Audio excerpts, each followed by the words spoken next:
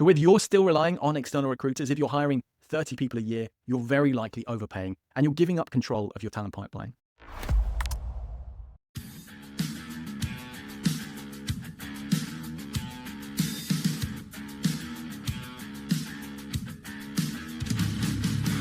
Hey guys, Nick Johnson here from Talent Transformed. Now look, one of the main questions I get all the time from customers is, how do I build an internal talent team and how can I reduce reliance on agencies?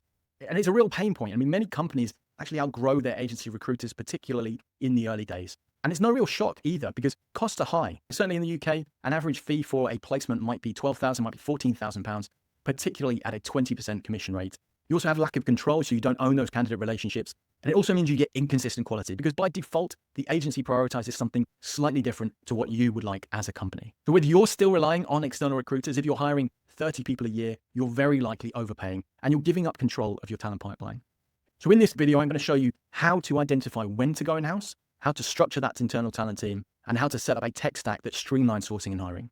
So let's tackle the first thing. When should we go in-house? I would always suggest you transition to an in-house model once you hit that 20, 30 annual hires. If you're expecting to hire 20 people a year, it's well worth having an in-house recruiter. And the reason for that is if an in-house recruiter saves you £10,000, $10,000 per hire, you only need them to hire as many people at that rate to cover their salary, and then it becomes cost effective. So as an example, if you have 30 hires at a £70,000 basic salary and you're paying 20% of that basic salary, again, that's £420,000.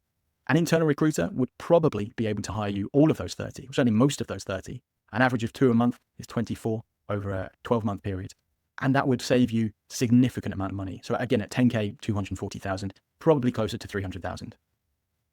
And that's not an unrealistic cost as well. You know, a talent acquisition manager, depending on the amount of direct reports, depending on the complexity, the geographies they're covering, it's likely that you'd be paying that person somewhere between 80 to 120,000 pounds. Recruitment manager, smallish company, 1,000 employees, primarily in the UK, that person is likely to be paid 60 to 80,000 pounds, but they're well worth it, especially if you have no function to begin with. So what does that look like in terms of building out a team? For me, I would say if you're hiring certainly 30 people, you need at least one in-house recruiter. If you're hiring 50 people, you might have something closer to a head of talent acquisition or a recruitment manager. They might have 1 or 2 direct reports, and each of those direct reports being an individual contributor. So someone that manages the end-to-end process for hiring for a particular team or for a particular skill set. It might be that you have a dedicated sales or go-to-market recruiter, might be a dedicated marketing recruiter, really depends on the business. As you scale as well, you might decide to add in dedicated sources, people that do some proactive talent mapping for you, maybe at the sort of 25, 30K range, so graduates can come in and do this and network, really just to make sure that you have a pipeline of great candidates, you really know your market, and you can save money because you don't need to rely on those agency fees. In terms of responsibilities, the TA manager or the head of talent acquisition is really the person that would set strategy. They would design the process flows, they would understand what does the tech stack need to look like? What are the commercial requirements?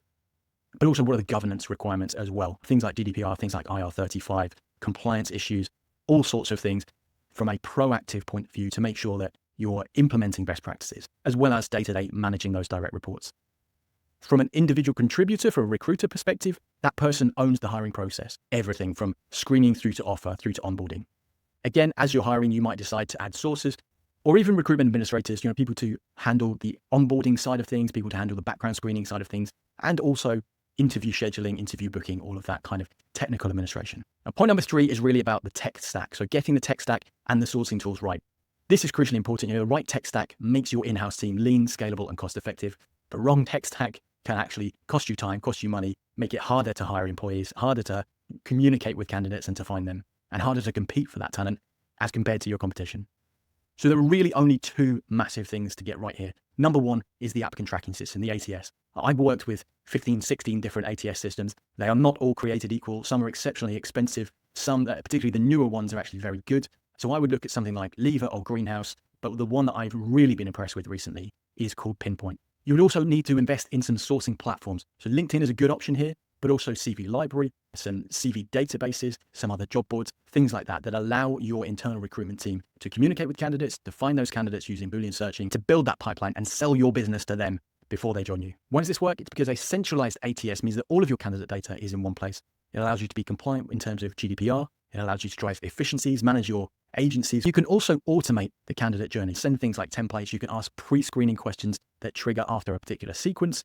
And it just massively drives efficiency throughout the entire process. And that's the name of the game when it comes to reducing time to hire, as well as cost per hire. It will improve the candidate quality, and importantly, it will give you full control over your talent pipeline.